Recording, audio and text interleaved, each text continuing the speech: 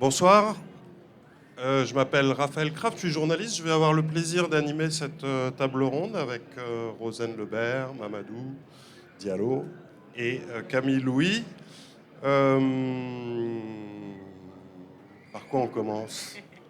On va peut-être commencer par l'actualité, ce qui s'est passé donc hier matin à Nador.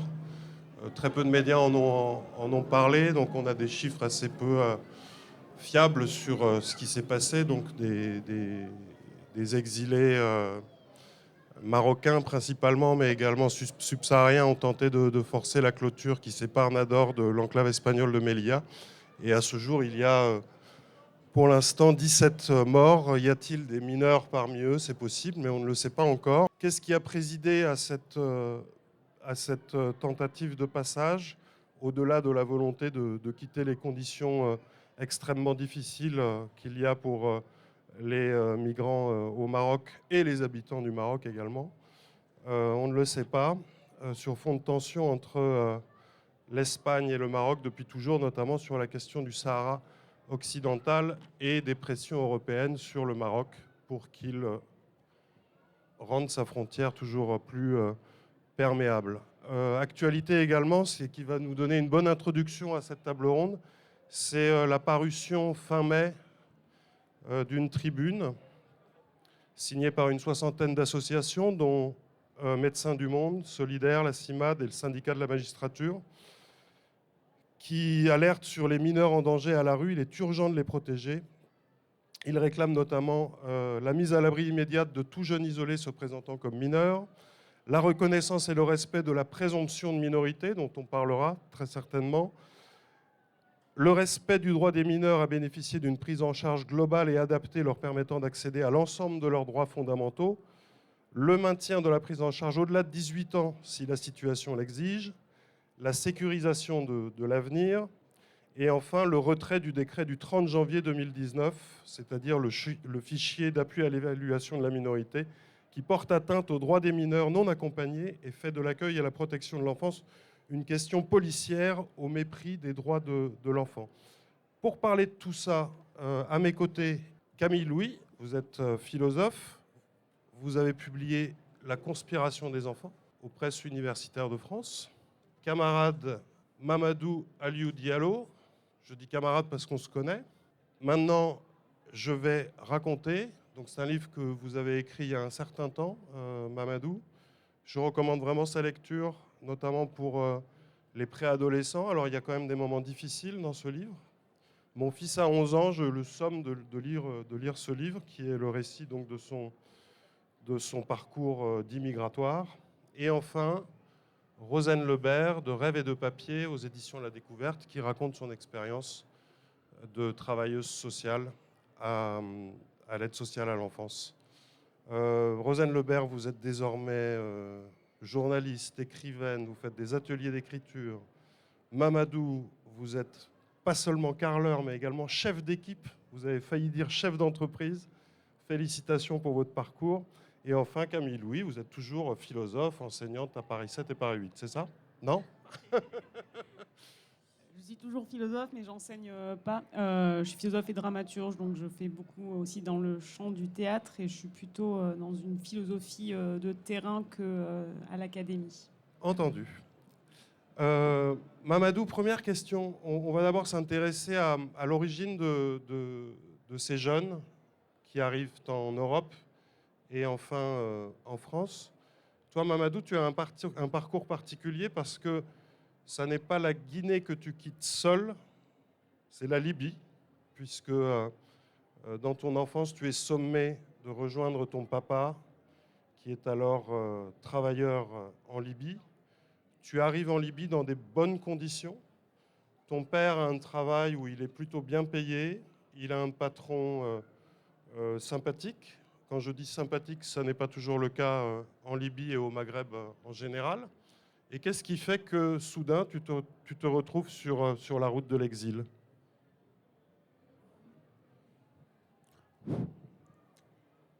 C'est comme il y a eu la guerre, comme vous le savez, avant déjà de venir en Libye.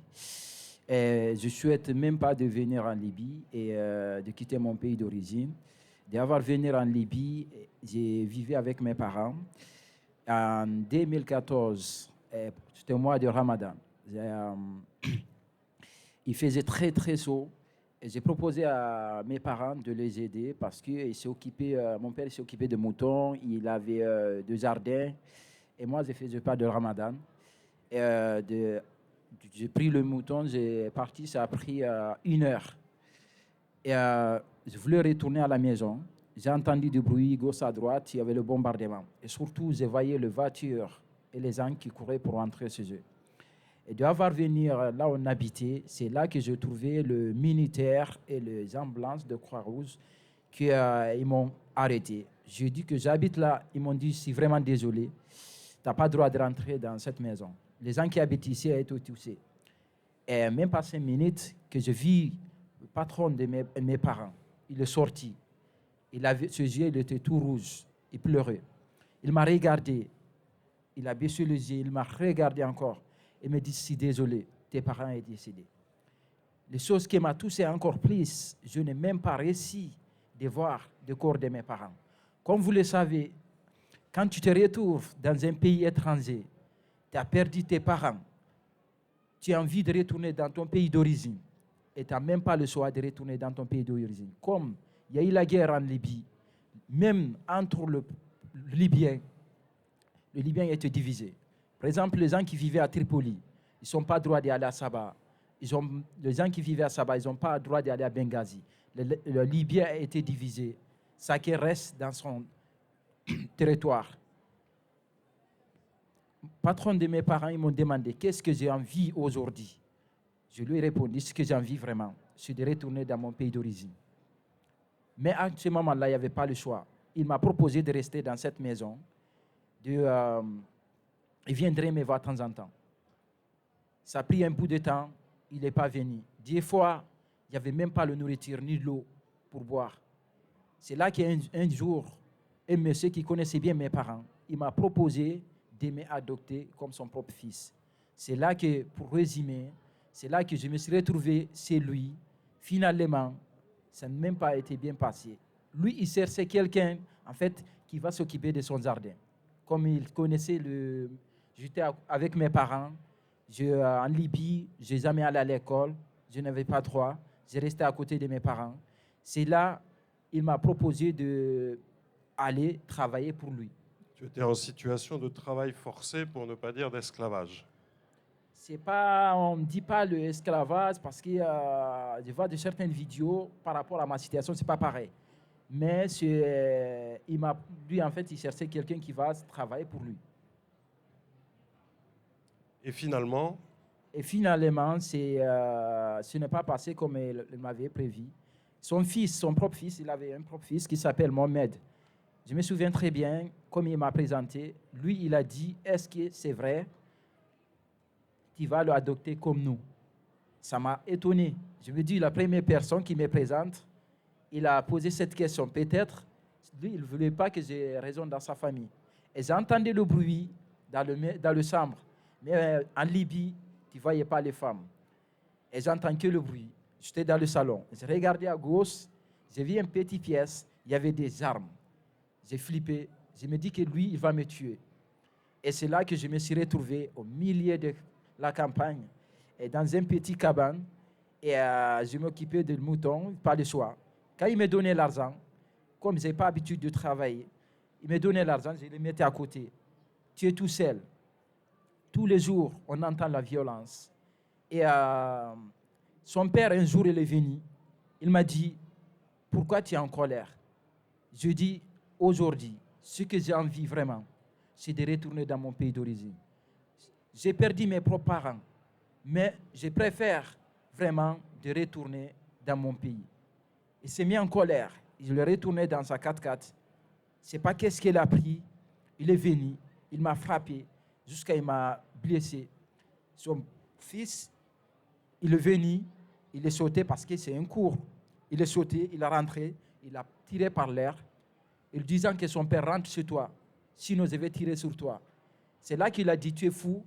Il a dit, si fou, tu te rappelles, le premier jour que tu m'as présenté cette jeune, je te l'ai dit, est-ce que c'est vrai? Tu sais pourquoi? Je savais que tu es un mauvais papa. Je te connais par cœur. C'est pour cela que je te demandais, est-ce que c'est vrai que tu vas l'adopter comme nous? Il a rentré. J'avais le blessure partout. Et surtout, je n'avais même pas le droit d'aller à l'hôpital. Il y avait la guerre partout. Il m'a dit, par contre, je te propose, n'hésite rien. Dites-moi, qu'est-ce que tu en as besoin? Je ferai ma mieux pour t'aider. Moi, ce que j'avais envie, c'est de retourner dans mon pays. Je lui dis pareil.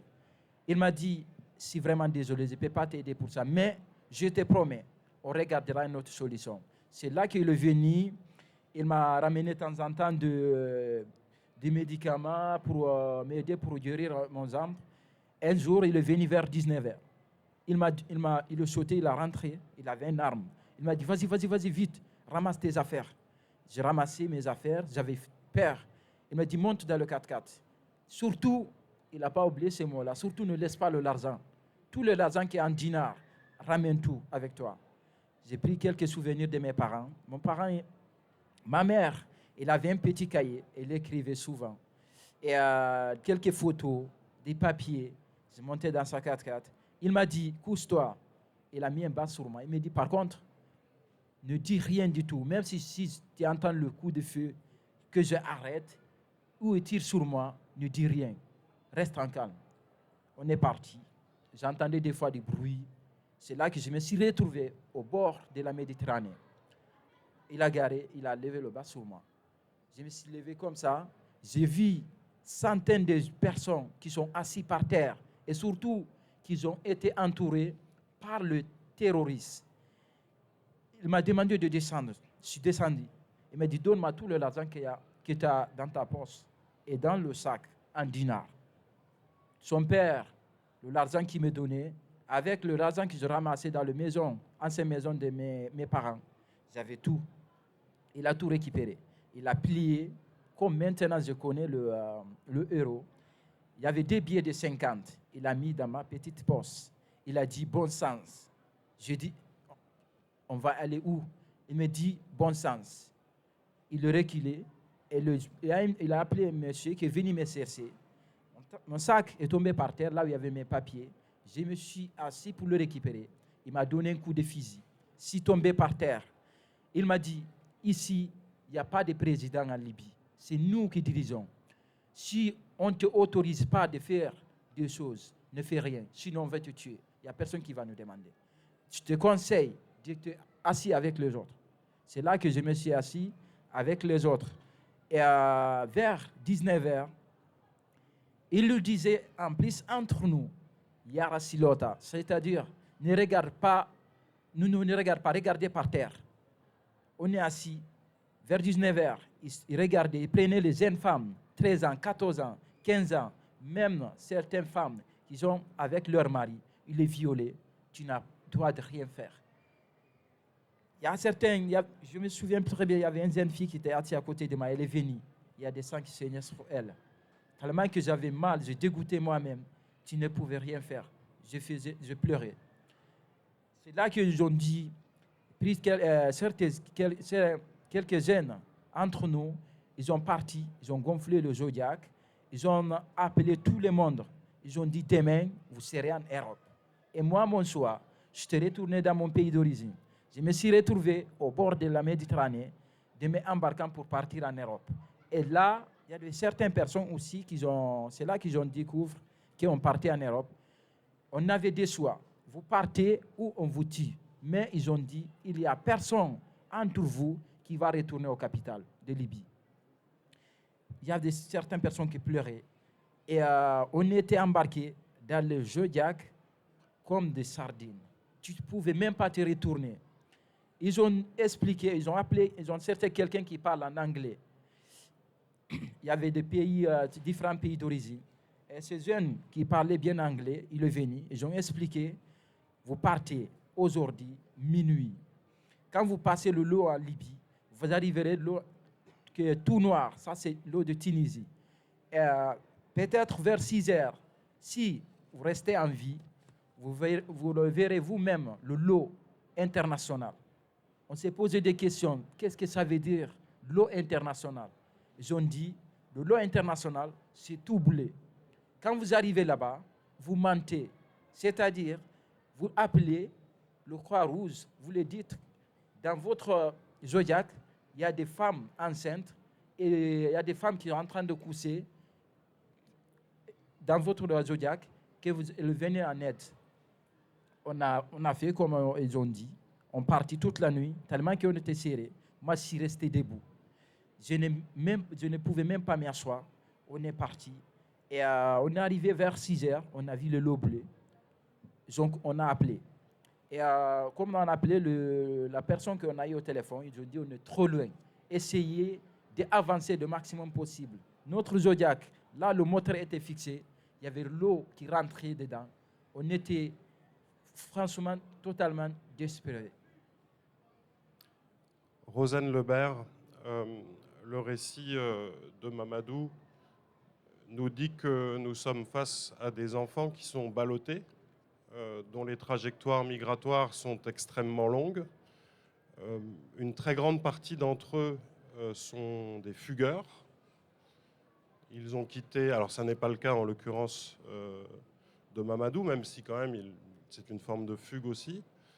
70-75% d'entre eux, notamment lorsqu'il s'agit de l'Afrique subsaharienne, vont quitter des environnements familiaux qui sont sinon violents, au moins ne permettent pas à l'enfant de s'épanouir.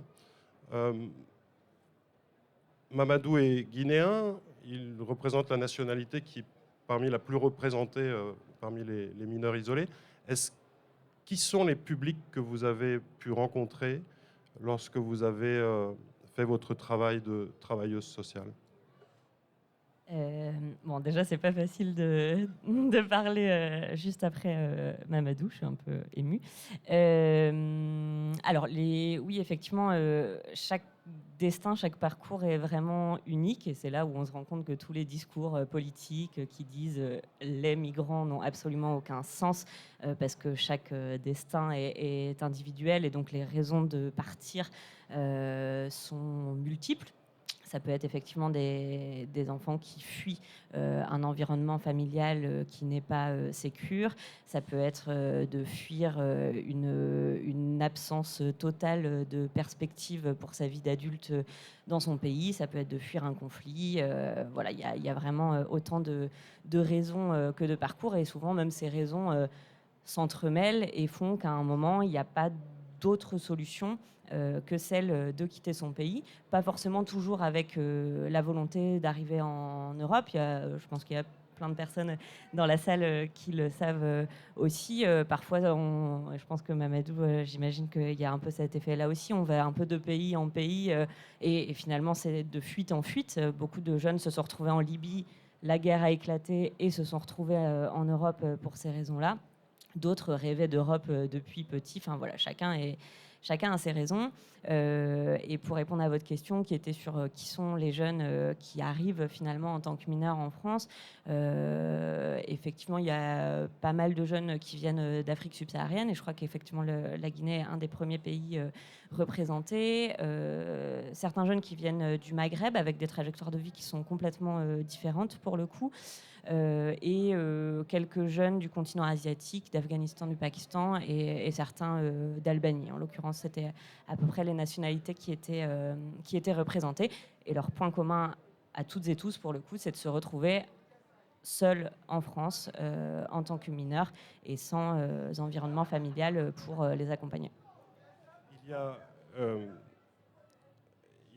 y a le récit que je ne qualifierais pas d'archétypique de Mamadou, même si la traversée du Sahara, l'expérience libyenne et la traversée de la Méditerranée sont des expériences vécues par la majorité des migrants subsahariens. Qu'en est-il des mineurs qui viennent d'autres pays? Sur les parcours migratoires, alors, encore une fois, ça change tout le temps et donc il y a quand même des routes, mais des chemins aussi assez uniques à travers ces routes. Il y a des jeunes qui vont pouvoir venir en avion avec des faux passeports et des jeunes qui viennent par la route, pour le coup, avec des passeurs qui sont organisés de manière un peu différente aussi selon les nationalités et parfois selon la région d'origine à l'intérieur des pays. Je pense, peut-être que les routes migratoires pour les Afghans ont changé maintenant avec la situation dans le pays, etc. Mais à l'époque, les jeunes Afghans payaient un passeur depuis Kaboul et il était transmis de passeur en passeur jusqu'à l'arrivée en France. Et d'ailleurs, beaucoup de jeunes étaient bloqués à certaines étapes de leur parcours migratoire parce que leur famille n'avait pas payé le passeur de Kaboul, qui était la personne qui chapeautait un peu tout ça. J'ai le récit d'un jeune qui était resté comme ça 3 mois enfermé dans un grenier en Grèce à manger un bol de riz tous les jours en attendant que son oncle trouve les financements nécessaires pour payer le passeur de Kaboul. Et quand l'oncle a trouvé les financements, le lendemain, hop, la route continuait. Donc là, c'était vraiment balisé par des passeurs à chaque fois. Pour les jeunes qui viennent d'Afrique subsaharienne, là, c'est peut-être Mamadou qui pourra en parler bien mieux que moi, mais c'est plutôt par étapes où on trouve dans les ghettos, chaque nationalité a son passeur selon les ghettos. Et là, on va travailler 1 mois, le temps de payer l'argent pour aller à la prochaine étape. À la prochaine étape, on rencontre un autre passeur. Et certains passages se font sans passeurs. Je pense par exemple au passage de barrière à Ceuta et Melilla, donc les 2 enclaves espagnoles au Maroc, où là on peut tenter sans passeur par la barrière. Ceux qui ont un peu plus d'argent vont tenter avec un passeur, par exemple dissimulé dans des voitures ou par des bateaux, etc. Et les routes sont très différentes. Le point commun, c'est que elles sont dangereuses, et elles sont dangereuses justement parce qu'on a construit des dispositifs de sécurité qui empêchent les gens de passer. C'est la même chose à Calais. Plus on construit des frontières sécurisées, plus les décès augmentent. Donc les routes ne sont pas dangereuses par nature, elles sont dangereuses parce qu'on a décidé qu'on allait interdire à des gens de passer. Et je crois que c'est important de le rappeler. Pour nous qui avons un passeport français, les routes ne sont jamais dangereuses. Camille Louis, les routes dangereuses, vous êtes intéressé notamment à la situation en Grèce. Dans votre livre « La conspiration des enfants », il y a 3 personnages principaux. Une jeune fille, une enfant qui vit dans la banlieue de Londres, dans un appartement qui est dans une situation de relégation à côté d'usines. Il y a un autre, et qui est atteinte de saturnisme. Il y a un autre personnage qui s'appelle Ashkan, qui lui vit dans un camp de réfugiés en Grèce, va tenter un voyage en France qui va être interrompu. Et enfin, une jeune fille qui s'appelle Julia, qui est une Rome. On va s'intéresser, si vous le voulez bien, principalement à Ashkan, afin de circonscrire le débat à la question des mineurs isolés étrangers. Lorsque le jeune Ashkan arrive avec sa famille en Grèce, à quoi est-il confronté? Et quand je dis à quoi est-il confronté, à quelle frontière établie par l'Europe cet enfant est-il confronté? Et comment va-t-il négocier cette frontière? Merci. Je peux raconter le livre et après c'est juste que, pardon, excusez-moi, je me dis juste aussi pour essayer de faire un peu un endroit commun de discussion, parce que si on raconte chacun des choses, c'est plus compliqué. Puis comme vous avez dit chacun des choses importantes, c'est que beaucoup de choses importantes ont été dites depuis le début de l'après-midi. Vous avez commencé par l'actualité de la situation au Maroc.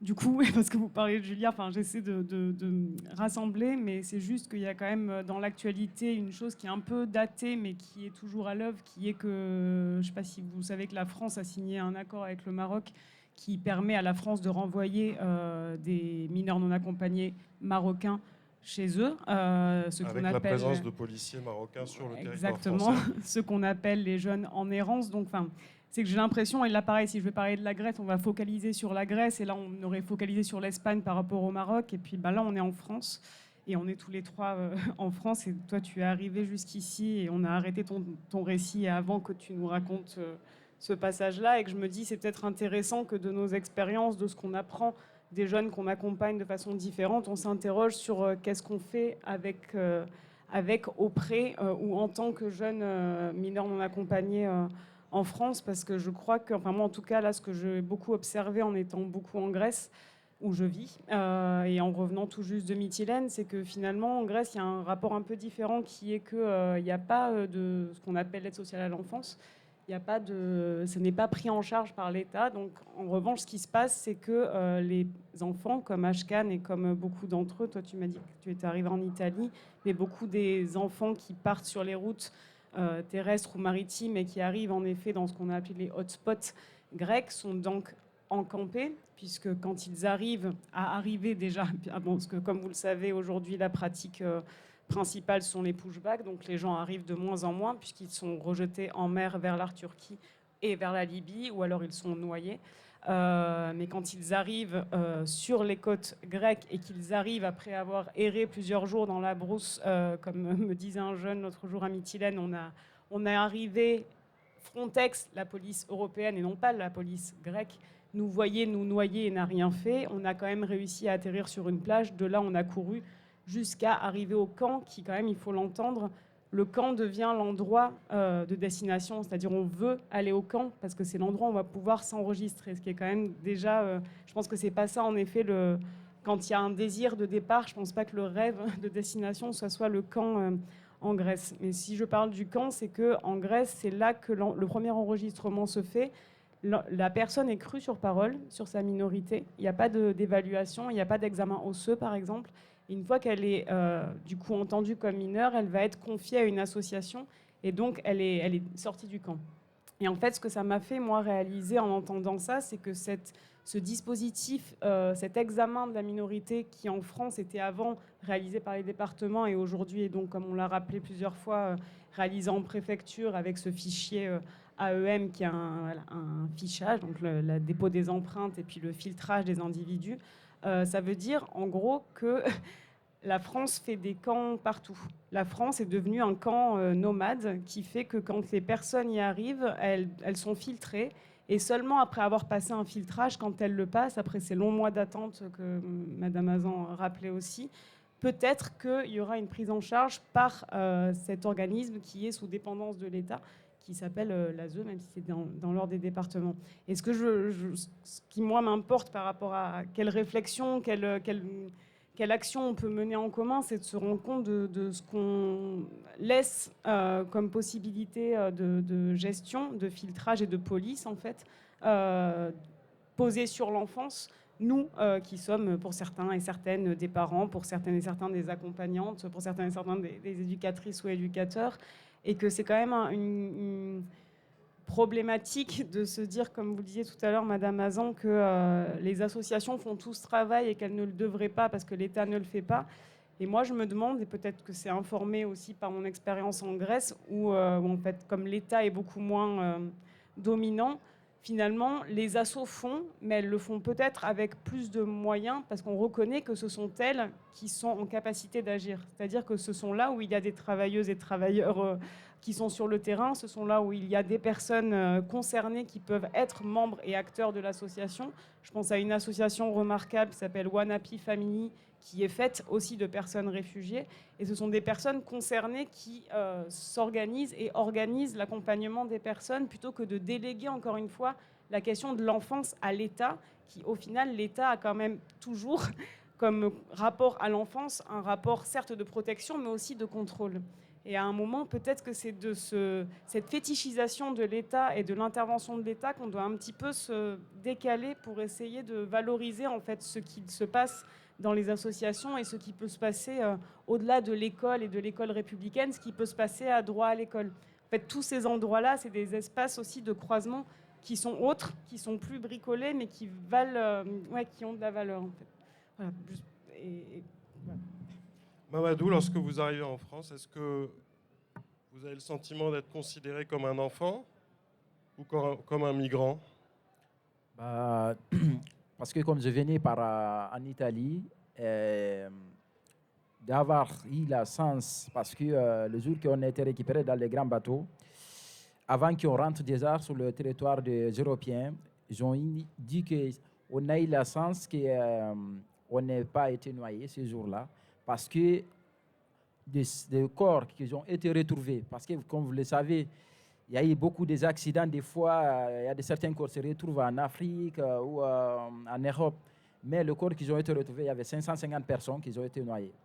On rencontre pas mal de prendre la route pour venir en Italie. Des Zodiacs, il n'y a personne dedans. Le Zodiac est vide. Et il est plein de corps dans la Méditerranée. Et de venir en Italie, on était très bien accueillis. Et le mineur à côté, le majeur à côté, c'était en 2016. Et j'étais mineur en ce moment-là. Ils m'ont mis dans un endroit là où il accueille le mineur isolé pour chercher des familles d'accueil. Ils m'ont demandé qu'est-ce que j'aimerais faire. Sauf qu'il faut qu'on cherche quelqu'un qui va nous traduire parce qu'entre nous, si tu parlais français, on peut comprendre vite fait. Surtout moi, je ne comprenais pas du tout français ou anglais. Ils ont nous demandé, on a dit ce qu'on avait envie, c'est vraiment d'aller à l'école. Parce que pour moi, c'est ça l'objectif. Depuis que j'étais petit, je n'ai pas eu la chance d'aller à l'école, mais j'avais envie vraiment d'aller à l'école. Et j'ai aimé beaucoup aussi le sport. D'avoir joué le sport, tu sais, entre les Africains et les Africaines, la connaissance, ça va vite. C'est là que j'ai rencontré des autres jeunes maliens. On jouait ensemble, mais eux, leurs parents, ils vivent en France. Je me suis mis avec eux et on partait se balader. Quand on disait bonjour à quelqu'un, ils ne nous répondaient pas. Un jour, on a rencontré une dame, elle parlait un peu français. Et on a dit bonjour, et elle nous regardait comme ça, elle dit écoutez, je vais vous donner un conseil. Ici, ce n'est pas France, ici, c'est en Italie. Tu peux se dire bonjour, non? Après, l'autre, elle dit oui, bonjour, non. C'est depuis ce jour-là, on a décidé vraiment de partir en France. J'avais envie déjà d'aller à l'école pour faire les études. Je n'ai pas eu le sens. Je me dis, comme je ne vais pas choisir de venir en Europe, je me suis retrouvé en Europe. Aujourd'hui, mon choix, c'est aller essayer de rejoindre en France pour aller à l'école. C'est là qu'on a pris cette décision. On est venu par 20 000. On a été attrapés par la police des Italiens. Ils ont dit qu'on n'a pas le droit de quitter leur territoire parce qu'on est des mineurs. On n'a pas le droit de partir dans un autre pays. Et il y avait une jeune femme policier qui a entouré plusieurs jeunes mineurs. Et c'est là qu'il y avait un terrain qui partait carrément, c'était à Torino, il y avait un train qui partait à 20 000. On est parti au courrier, on est rentré dedans. Vous vous êtes enfui. Exactement. C'est là qu'on s'est retrouvé à 20 000. Et pour rentrer en France, c'était très, très compliqué. En 2016, il y avait la CAN, la Coupe d'Euro. Il y a beaucoup de contrôles. Et surtout, on avait vu pas mal les gens qui essayaient de fuir pour venir en France, qui ont été rapatriés encore en Italie. C'est là, il y a un monsieur qui connaît bien la route. Il a dit on laisse jusqu'à vers 1h en mars. Là, on prend le rail en mars pour rentrer en France. On a suivi ce monsieur. En marchant, tellement que c'était compliqué de dire, on voyait pas mal les serpents qui ont été écrasés par le train. Et je ne connaissais pas le tunnel. C'est là qu'il y a l'endroit où on est venu. Il y a le train qui passait, on était dans le tunnel. On était obligé de coller sur le mur et surtout de faisant comme ça. Et il y avait l'endroit, il y a un contrôle. On ne pouvait pas passer debout. Lui, il se couchait par terre comme des armées comme ça. Et on le suivait. C'est là qu'on s'est retrouvé à Nice, comme aujourd'hui, je connais l'endroit là où on était passé. Vers matin, bonne heure, on a entendu un monsieur qui parlait français, bonjour et bonsoir. Mais comme on est rentré en France, chacun de nous est en train d'essayer de fuir. Parce que si on était contrôlé, il va nous retourner encore. Je me suis retourné derrière. Je me suis retrouvé tout seul. On était 4. Je me suis retrouvé tout seul. J'avais le sac. Et, je ne parlais pas français. Je ne savais pas lire ni écrire. Je vis un monsieur dans un bar. Je lui dis bonjour. Et il m'a regardé. Il m'a répondu. Je dis ici, France. Il m'a dit oui, mais pourquoi? Sauf que j'avais mal à lui expliquer. Je ne comprenais pas. Il m'a tiré comme ça. Il m'a fait rentrer le bar. Il m'a dit, on dirait que tu as faim. Je dis oui. Il m'a acheté quelque chose à manger. J'ai mangé. Il m'a proposé de lui suivre. Il m'a ramené sur lui. Il m'a donné quelques habits, les baskets de son fils. Et, il m'a conseillé, essaye vraiment. Ici, c'est en France, mais il y a beaucoup de contrôles. Je te conseille essayer vraiment d'aller loin. Le lendemain, il m'a accompagné, il m'a coupé un billet de bus. Il m'a fait monter dans le bus.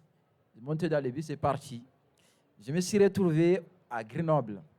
Et je vis un monsieur, jeune noir. Je lui ai dit, est-ce que tu peux acheter billets? Il m'a demandé pour aller où? J'ai resté peut-être 10 minutes. Il m'a dit, oui, monsieur, pour aller où? Après, je me rappelle le conseil qu'il m'avait donné. Je dis, pour aller loin. Après, il m'a regardé, il me dit, oh, monsieur, ça ne veut rien dire pour aller loin. Vous voulez aller où? J'ai dit, mais pour aller loin. Après, il m'a regardé, il m'a donné un billet de 50 €. Il m'a dit, ça ne veut rien dire, moi, je ne peux pas vous aider.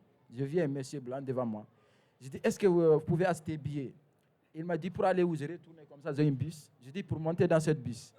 Et c'est là qu'il m'a acheté un billet. Au lieu d'avancer, je reculais en fait. J'ai monté dans un bus et me suis retrouvé à Chambéry. À Chambéry. À Chambéry, merci.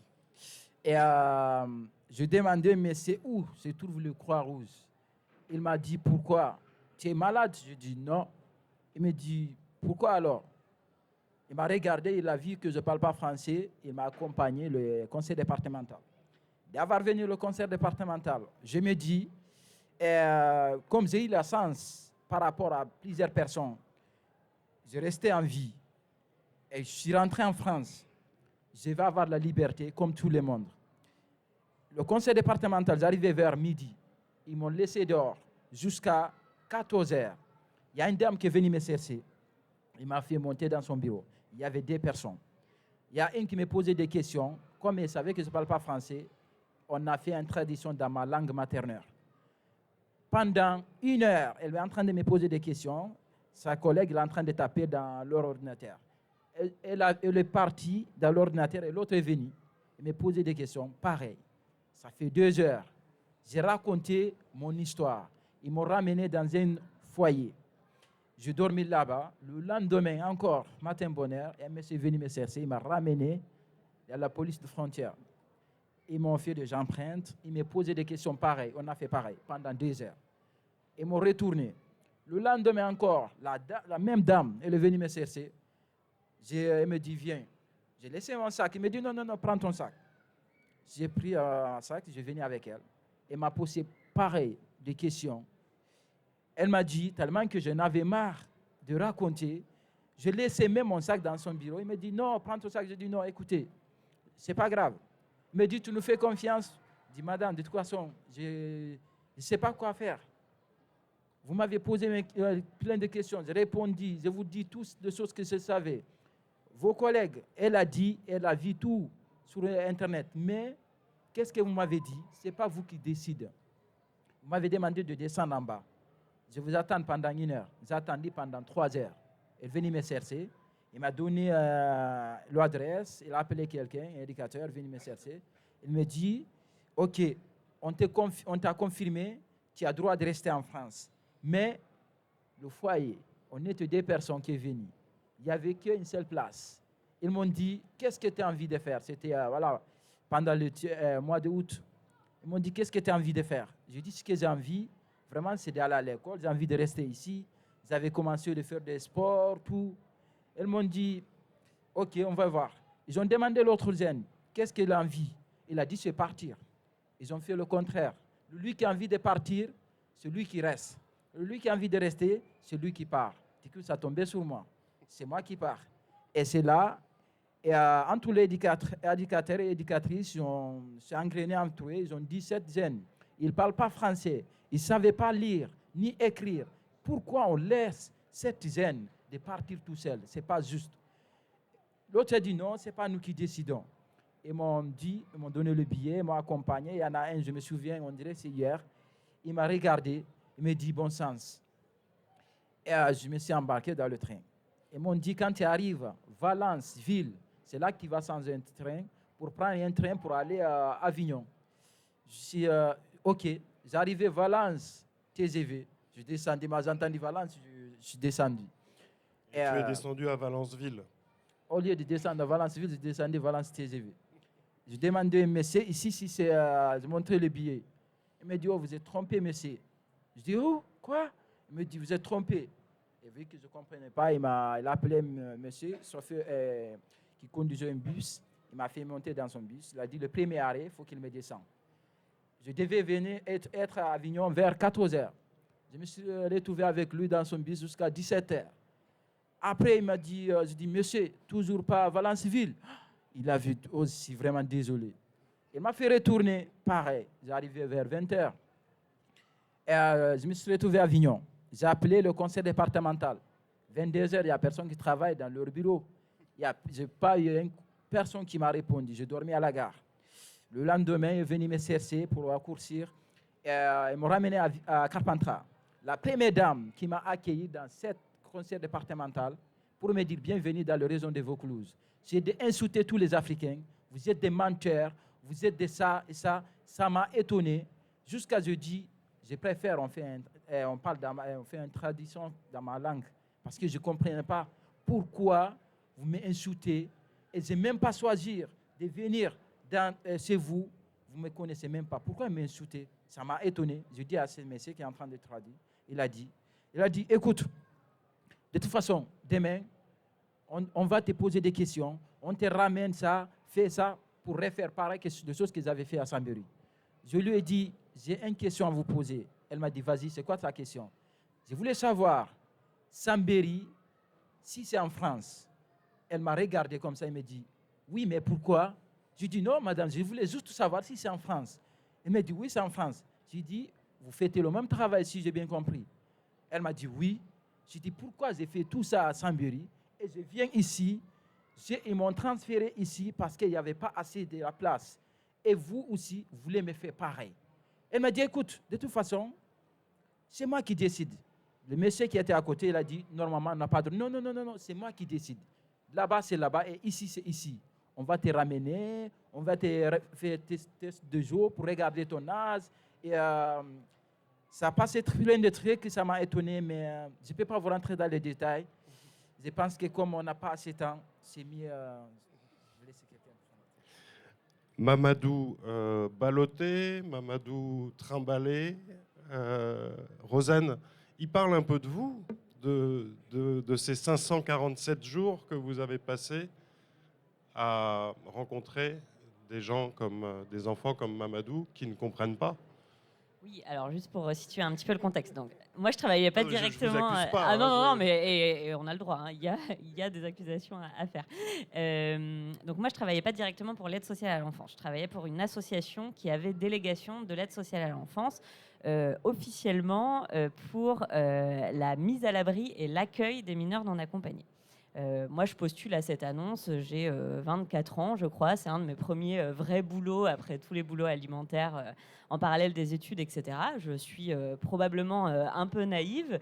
C'est une époque où on parle encore très très peu des mineurs isolés étrangers. Moi, je me souviens, après avoir vu l'annonce, j'avais tapé mineurs isolés étrangers sur Google et pas trouvé grand-chose. Il n'y avait pas encore d'associations, de collectifs, etc. Enfin voilà, c'est juste pour remettre le contexte. Et donc, je passe l'entretien, je prends mon poste et tel que m'avait été présentée la mission, c'était mettre à l'abri des jeunes qui arrivent seuls en France, donc c'est-à-dire très concrètement les mettre à l'abri, les héberger, et rédiger une note d'aide à la décision pour le conseil départemental pour la prise en charge. Tel qu'on me l'avait présenté, moi je croyais que mon boulot, ça allait être de convaincre le département que les jeunes que nous avions reçus étaient mineurs. Je m'étais un peu trompée. C'était pas exactement ça qu'on me demandait. Au début, encore une fois, comme ça fait un peu longtemps, je pense que ça va être pire la situation au fil des années. Je pense qu'il y avait une vraie volonté de cette association de faire poids contre le conseil départemental pour défendre la logique de protection de l'enfance à l'origine. Et donc, en fait, au fil des mois, je me rends compte qu'effectivement, il y a cette partie accompagnement, mise à l'abri, etc. Donc, on reçoit les jeunes, on prend rendez-vous chez le médecin quand ils ont besoin d'aller chez le médecin. On est là, on fait un travail d'éducateur et d'éducatrice. Et de l'autre côté, on nous demande de remplir cette fameuse note pour le département. Et en fait, on se rend compte assez rapidement que la supposée présomption de minorité n'existe pas, puisque finalement, on nous demande de mener les évaluations à charge. En gros, d'essayer d'identifier les failles dans les papiers d'identité, dans le récit, etc. Et donc, nous, en tant que professionnels, on se retrouve dans une position complètement intenable parce qu'on nous demande de la main gauche d'accueillir, de mettre à l'abri. D'ailleurs, il y a beaucoup à dire, mais la mise à l'abri, très rapidement, on n'a plus de place. Donc, en fait, on met à la rue plus qu'à l'abri. Mais on nous demande d'accueillir les jeunes avec les moyens qu'on a. Et de l'autre, on nous demande de participer à un schéma décisionnel hyper violent pour les personnes parce que, comme l'a dit Mamadou, on se retrouve à répondre à des questions hyper intrusives sur notre vie, parfois à répétition. Et donc de participer à une décision qui va conduire au rejet de la personne du système de l'aide sociale à l'enfance. Et donc, alors ça fait longtemps maintenant et j'en ai beaucoup parlé, donc avec le recul, j'ai du mal à savoir exactement dans quel état d'esprit j'étais à l'époque. Mais je crois qu'il y a quand même quelque chose où on se dit, quelque part, en étant à l'intérieur, j'ai une marge de manœuvre énorme, ce qui est vrai. C'est-à-dire qu'on pouvait quand même faire ce job de limiter le département dans sa volonté d'exclure un maximum de jeunes, parce qu'on était exactement au bon endroit pour faire ça. Ce qui est propre à la culture française, on l'a vu pendant la guerre, pendant la résistance. Ah oui, ouais, c'est vrai que ouais, on pourrait faire un petit parallèle. Et de l'autre côté, il y a un moment où ça tient plus, en fait, parce que on se retrouve très concrètement à accueillir un jeune qui arrive glacé en fin de journée au mois de janvier, qui n'a pas mangé depuis 3 jours, et donc on se retrouve à lui donner un pull et lui donner à manger et lui dire voilà ta chambre, c'est comme ça qu'on installe les draps, le radiateur c'est là. Et 15 jours après, on lui dit bah en fait non. Donc tu repars dehors et quasiment tous les jeunes disaient mais je vais aller où? Et on n'avait absolument aucune réponse à cette question. Donc voilà, c'est pour ça que j'ai fini par démissionner. Mais c'est vrai que la violence institutionnelle qui maintenant est encore plus forte, parce que maintenant il y a vraiment cette logique de guichet. À l'époque, quelque part, c'était très inconfortable pour nous en tant que professionnels d'avoir ces deux missions complètement opposées. Mais quelque part, je pense que ça protégeait davantage les jeunes, dans le sens où on ne pouvait pas considérer les personnes comme des numéros ou avoir cette logique un peu froide de l'administration française, puisque c'était nous aussi qui étions là le matin quand on les voyait les yeux bouffis et qu'ils allaient prendre leur petit déjeuner. Et donc, quelque part, je pense que ça protégeait un peu l'humanité de ce service d'avoir cette double mission hyper ambivalente. Maintenant, avec les accueils en préfecture et le fait que les personnes ne voient les jeunes que pour l'entretien, bah, quelque part, je pense que c'est plus facile aussi de ne pas se rendre compte de l'impact de sa décision ou de la note qu'on rédige et qu'une autre personne prendra la décision sur la vie concrètement d'une personne, quoi. Camille Louis, il y a des enfants qui se jouent de tous ces obstacles. Vous évoquiez tout à l'heure les mineurs isolés marocains qui ont une connaissance presque livresque du système de protection de l'enfance en Europe, qui arrivent en Espagne, qui savent qu'à leur majorité, ils obtiendront la nationalité espagnole, qui savent que les conditions d'accueil en Suède ou en Allemagne sont bien meilleures que celles en France, qui savent que c'est à Barbès qu'ils vont pouvoir se faire de l'argent de poche, et qui évoluent comme ça dans l'Europe d'une façon extrêmement libre et un peu moqueuse vis-à-vis de notre système de protection de l'enfance. Les personnes comme vous, comment se jouent-elles de tout ce dont on vient de parler avec Mamadou et Rosen? C'est difficile de parler de jeu, mais par contre, juste, merci à vos deux. Oui, non, j'entends bien. Mais non, juste par rapport à ce sur quoi tu viens de terminer aussi, et pour répondre à votre question sur cette chose-là de tout faire pour que ça ne soit plus possible, les porosités en fait et les rencontres un peu improbables qui font qu'à un moment, c'est un peu plus qu'un numéro. c'est pour ça que je parlais de camps partout, c'est qu'on voit bien que tout est fait pour mettre à distance, que ce soit en effet en faisant des camps ou que ce soit en externalisant le plus possible tous les endroits de contact avec ces enfants-là. Et du coup, c'est vrai que moi, je les trouve assez... je les trouve plein d'enseignements, en fait, ces enfants en bande qui s'organisent, certes pour... foutre le bordel parfois, mais que en fait c'est pas mal qu'on foute un peu le bordel à l'intérieur de certaines de nos institutions parce que en fait ça témoigne aussi de là où elles étouffent et que ça nous réveille collectivement. C'est là-dessus que je voulais vous entendre. Et du coup c'est vrai que souvent en tout cas moi je dis plutôt que de travailler pour les personnes en état de migration ou les plus jeunes en état de migration aussi, c'est avec, parce qu'en effet j'apprends énormément.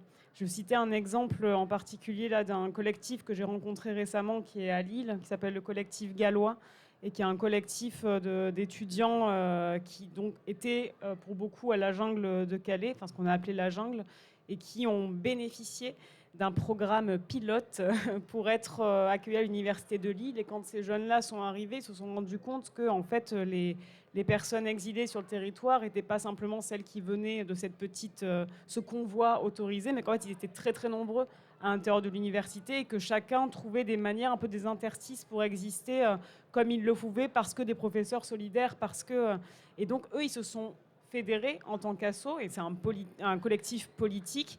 Et c'est vrai que passer du temps avec eux sur ce qu'ils révèlent de ce que l'institution académique ou l'institution de l'école fait en France, vu par le regard de ceux qui sont dedans sans être autorisés d'y être, c'est très informant et ça nous apprend à nous tous en fait à lutter à l'intérieur de nos systèmes suffocants. Donc moi c'est vrai j'ai énormément de plaisir politique à travailler, à agir avec des personnes en situation de migration en Grèce et ici, parce que je crois qu'il y a véritablement un savoir un peu tordu de comment est-ce qu'on organise nos sociétés dont on a vraiment besoin aujourd'hui. Concrètement, votre personnage Ashkan, lorsqu'il se retrouve dans des situations de suffocation, comme vous l'évoquez continuellement dans votre livre, il arrive quand même à s'échapper également. Oui, il s'allie. C'est les alliances. Il s'allie avec d'autres. Donc je pense que dans ton chemin, tu en as rencontré aussi des personnes qui à un moment deviennent des alliés temporaires. Et là, en fait, Ashkan, en tout cas depuis l'endroit où il se trouve, qui était en effet au début le camp de Moria à Mytilène, il se trouve des échappés qui ne sont pas des échappées que fictives, il y en a, puisqu'il y a aussi ces endroits-là qu'on s'invente, mais c'est aussi des personnes qui sont les solidaires et les personnes qui vont accueillir différemment, ou les personnes qui, là, en l'occurrence, à Mytilène, se sont organisées dans une initiative qui s'appelle Mikros Dounias, qui veut dire petit monde, et qui était une manière, un peu comme droit à l'école, de faire autrement, en tout cas, l'école. Mais ce qui était très intéressant, c'est que, pareil, sous cette logique de qu'est-ce qu'on apprend des autres et qu'est-ce qu'on apprend des regards de biais, Mikros Dounia, c'était une initiative pédagogique qui réunissait des enfants en exil et des enfants locaux, avec l'idée qu'en réalité, apprendre à grandir ici, sur cette île, c'est apprendre à grandir avec les autres, que ce soit les autres d'une végétation ou d'un paysage particulier et les autres habitants qui viennent en effet d'ailleurs. Et que c'est pas que enseigner bien la langue d'ici aux autres, c'est enseigner ensemble à parler maintenant dans cet endroit qui en effet fait de ces personnes venant de plein... Donc c'est ces manières en tout cas, et c'est pas, encore une fois je le répète, c'est pas fictif, c'est des possibilités de, à un moment, c'est quoi les conditions qui rendent une existence possible? Et c'est une question qui se pose à nous tous en fait. Qu'est-ce qui fait qu'il y ait une existence qui est possible ici? Et à un moment dans le film, on a vu ce monsieur qui dit ce qui lui arrive à, je sais plus comment s'appelle le jeune qui l'héberge, c'est intolérable. Et je crois qu'aujourd'hui, en fait, il nous manque ce verbe, comme un philosophe que j'aime beaucoup, qui s'appelle Juan Borrell, qui dit ça, il nous manque le verbe intolérer. En fait, il faut qu'on intolère la situation et qu'on, à plusieurs, fabriquions autrement des conditions d'existence pour un monde dans lequel il est possible de respirer. Savoir qu'aujourd'hui, on renvoie, comme on l'a entendu toute la journée, ces jeunes, qu'on les parque plus de 20 jours dans des zones d'attente d'aéroports, qui sont renvoyés directement dans leur pays d'origine quand ils arrivent en France, que ceux qui ont été accueillis et acceptés depuis la Grèce pour venir en France vont être réexaminés en France alors qu'ils ne le devraient pas pour être renvoyés. Enfin, tout ça, c'est intolérable. Et en fait, je crois que c'est très compliqué de se lever le matin en sachant tout ça. Donc, intolérons et travaillons à d'autres institutions qui rendent des existences possibles. Mais en même temps, Camille Louis, c'est intolérable, mais comme nous l'expliquait Rosanne Lebert, dans le contexte actuel, et ce depuis une 10, 15, vingtaine d'années, où l'État délègue de plus en plus la protection de l'enfance à des associations, etc., lesquelles se retrouvent avec des budgets de plus en plus petits, se retrouvent dans une forme de maltraitance avec les personnes qu'elles emploient. Quel conseil vous donneriez aux personnes comme Rosanne qui ont passé 547 jours à devoir négocier tout le temps entre leur conscience et ce qu'on leur demandait de faire? Vous me donnez beaucoup de poids à ma parole. Je ne pense pas pouvoir conseiller à Rosanne plus qu'à d'autres. En tout vous cas, parlez beaucoup de Deleuze dans votre livre, c'est-à-dire l'entente du mouvement, toutes ces choses-là. Oui, mais il n'est pas, c'est pas le maître surplombant qui va conseiller aux autres ce qu'il faut faire. En tout cas, il essaie d'observer comment déjà chacun essaie de faire. Et c'est vrai que moi, ce que j'ai pu observer, encore une fois, pas depuis une position de surplomb de l'observatrice philosophe, mais depuis le terrain, en fait, c'est que là où ça fonctionne un peu, c'est quand on fait toujours un peu avec plus. Et que là, en effet, c'est, tu l'as dit, travailler du dedans, hein, à faire un petit peu déjà ce qu'on peut faire à l'intérieur, mais se rendre compte que tout ce qu'on ne peut pas faire à l'intérieur, on peut le faire avec d'autres. Et là, je trouvais que c'était vachement intéressant d'entendre tout à l'heure ce que fait la CASA, que je salue particulièrement parce que j'en fais partie, ce que fait la CASA, ce que font les Midi du Midi, ce que fait Droit à l'école, ce que fait actuellement Utopia en occupant une place. C'est toutes ces actions-là qui, en s'alliant, mutualisent aussi des ressources, des savoirs et peuvent davantage se répartir aussi qui peut faire quoi. Par exemple, on a un jeune ce soir, on n'a pas d'endroit où dormir, peut-être que cette structure-là est plus adaptée pour nous que nous qui faisons de l'accueil sur le plus long terme. Et j'ai l'impression que là où on a à gagner collectivement, ce que j'ai envie de nous dire à nous tous en fait, c'est de regarder un peu moins en direction de État papa et regarder un petit peu plus autour avec qui on peut s'allier pour arriver à ce que ça tienne en fait. Et que j'ai l'impression en tout cas, et peut-être que là c'est aussi l'expérience grecque où ça travaille quand même beaucoup comme ça par les latéralités, c'est de, en fait quand on éveille notre intelligence politique au sens de l'intelligence de faire en commun, des choses sont possibles. En effet, elles vont toujours être bricolées puisqu'il n'y aura jamais assez et qu'en plus on exige plus que ce que l'État nous dit qu'il faudrait pouvoir exiger. Donc c'est encore plus compliqué. Mais donnons-nous les moyens en travaillant avec ceux qui sont déjà là et qui sont en connaissance parce que l'État n'a pas la connaissance. La seule connaissance qu'elle a, c'est celle de la police qui veut chasser. Mamadou, le thème de cette table ronde, c'est le non-accueil de l'État des jeunes isolés étrangers, de leur minorité à leur majorité. Lorsque vous obtenez la reconnaissance de l'aide sociale à l'enfance en Avignon de votre minorité, vous êtes heureux, j'imagine. Comment se passe la prochaine étape lorsque vous atteignez l'âge de 18 ans? Comme le conseil départemental, ils m'ont considéré, j'étais mineur, je n'étais pas complètement heureux. Non, alors bon, vous êtes peut-être rassuré. Pas vraiment. Vous m'avez dit de dire la vérité, non? Ce que j'ai senti en ce moment-là. Vous êtes dans les obliques, c'est bien. Parce que, en fait, ce qu'ils ont fait, c'est, vous savez, quand là où il te dit que tu es majeur, cela veut dire ils n'ont pas le droit de s'occuper de toi, tu te démerdes toi-même. Même si dans ta propre pays, si tu te retrouves... Mamadou, ce que je veux dire, c'est que vous êtes reconnu mineur à un moment. Comme j'ai eu mon passeport. Voilà. Vous avez la possibilité d'aller à l'école. Avant que ça, j'avais la possibilité parce que j'étais à l'école. Lorsque vous atteignez la majorité, comment ça se passe? Ils m'ont proposé de venir avec eux. Du coup, maintenant, comme le juge, il a décidé maintenant, j'ai mon passeport. Ils m'ont confirmé comme je suis mineur, j'ai le droit de rester sur le territoire français. Ils m'ont proposé de me loger dans un foyer. C'est là que j'ai décidé, non, la jeune femme qui m'avait accueilli pour 3 jours et que je restais avec elle pendant 3 ans, j'ai préféré de rester avec elle au lieu de retourner dans les conseils départementaux. Et c'est là que ma famille d'accueil, il a demandé au juge que je reste avec elle. C'est là que je continuais. Avant que ça, il m'avait déjà inscrit à l'école.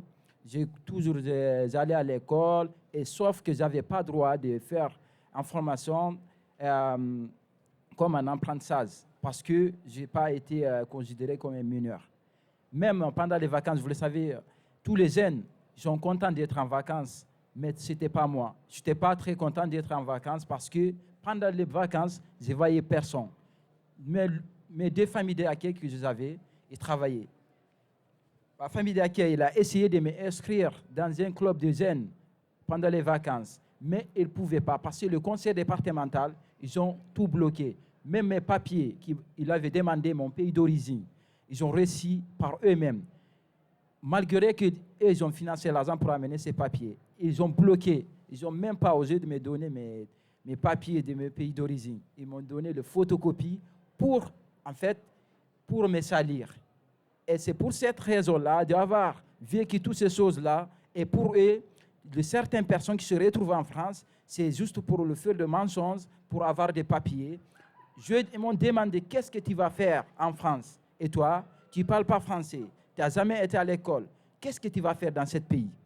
Je dis, ce que j'ai envie aujourd'hui, c'est d'aller à l'école. Ils m'ont répondu quoi? C'est des enfants qui vont aller à l'école, le bébé. Ce n'est pas les gens comme toi. Et c'est toutes ces choses-là, je me dis, ça c'est moi. Si j'avais un choix, j'ai préféré choisir de rester avec mes parents. Je ne choisirais pas de perdre mes parents, de quitter mes amis, mon pays d'origine. Je me retrouver dans un pays étranger et tous les gens qui m'ignorent. Mais malgré la difficulté que j'ai eue, ce n'est pas plusieurs personnes qui m'ont montré qu'ils sont racistes. Ils ne m'aiment pas voir dans ce pays. C'était une seule dame qui travaillait dans le conseil départemental parce que c'est elle qui décidait. Mais toutes les personnes qui sont entourées de moi, mes profs, mes familles d'accueil, plusieurs associations, j'étais là pour me soutenir. C'est grâce à eux et que j'ai eu encore du courage de montrer cette dame qui est ici. Moi aussi, je voudrais avoir liberté comme tout le monde, ou plusieurs jeunes étrangers qui vivent en France, ils voulaient avoir liberté comme tout le monde. Il nous reste très peu de temps. Merci Mamadou. Il y a une question que je me pose pour conclure cette table ronde. Rosanne Lebert et Camille Louis, rien n'est rationnel dans tout ça. C'est la crise des travailleurs saisonniers. On ne trouve plus de travailleurs saisonniers qui veulent se faire exploiter.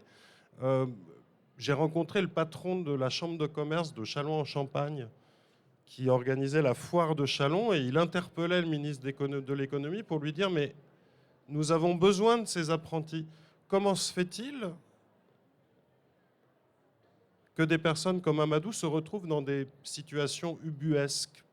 Est-ce que vous avez une réponse? Alors que tout concourt, l'économie, la démographie, la joie, l'amour, à ce que nous les accueillons correctement.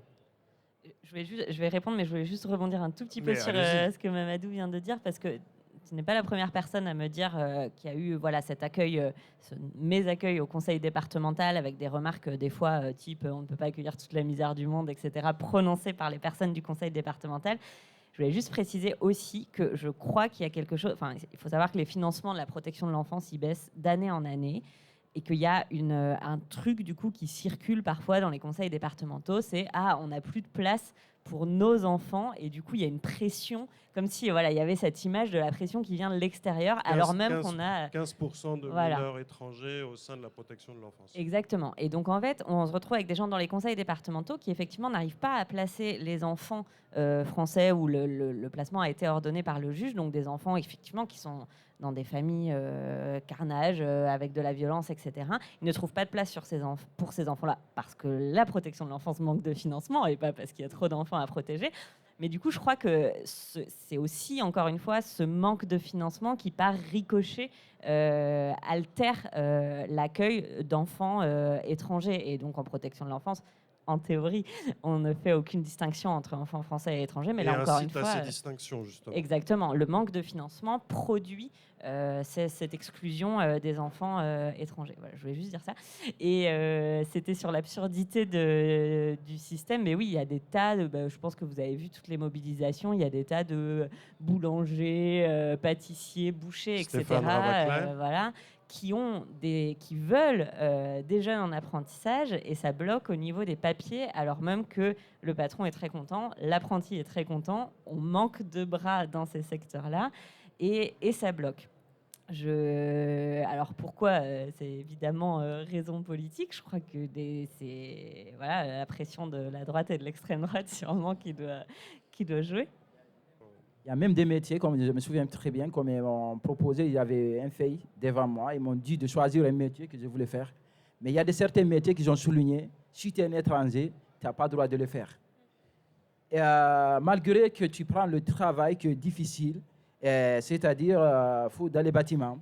Et il y a au CFA, Centre de formation. ouais, centre de formation au CFA, il y avait certaines personnes, un jour, on quittait l'école, qui ont dit, nous poser des questions, vous travaillez dans quoi? Chacun de nous, on racontait, on est plusieurs jeunes. Et il a dit, qu'est-ce qu'il a répondu? C'est vous, les étrangers, qui venez dans notre pays pour nous piquer le poste de nos enfants. Et malgré qu'il y avait des métiers qu'ils ont soulignés, ça, tu n'as pas le droit de prendre ça parce que tu n'as pas un français, et ça, tu peux le faire, ça, tu peux le faire. Mais malgré de prendre le travail qu'ils ont dit, il y a certains toujours qui resteront à dire, on vient leur pays pour piquer le ressources de leurs enfants. Et pourtant, en Libye, les plus personnes qui sont en difficulté, c'est les colonies françaises, les pays qui ont colonies françaises. Vous savez pourquoi? Parce que les Libyens, pour eux, c'est Sarkozy, le Français qui ont trahi le Libyen. Et si tu parles français, ils te demandent. Si tu parles anglais, ils te traitent moins. Ils te maltraitent moins. Mais si tu parles français, ils te maltraitent comme ils ont dit sur les Français qui sont mauvais. Et d'avoir subi tout ça, tu viens dans leur pays encore, tu es en train de choses. C'est vraiment étonnant. Merci. Camille Louis, je vous donne le dernier mot. Je pense qu'ils l'ont dit tous les deux, et Mamadou, tu viens de l'exemplifier. Malheureusement, c'est pénible de devoir le dire encore, mais ça s'appelle un racisme structurel de l'Europe. L'argument de « ils vont nous voler nos métiers », voilà. Malheureusement, c'est bien ça.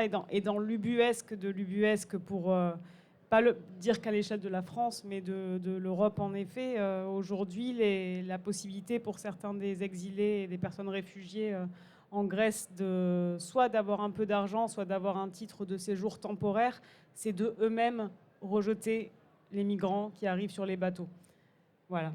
Donc l'Europe, les autorités grecques emploient de manière plus ou moins légale des personnes migrantes juste arrivées sur le territoire à elles-mêmes se faire celles qui vont noyer leurs compatriotes. Donc c'est ça. Alors qu'on va manquer de main-d'œuvre à un autre endroit. Donc ça s'appelle la raison d'État, la raison calée, à ce point liée à l'économie. Donc même cette raison-là qui ne vaut plus, c'est aussi parce que la raison fondamentale de l'État, c'est un certain racisme. Merci beaucoup.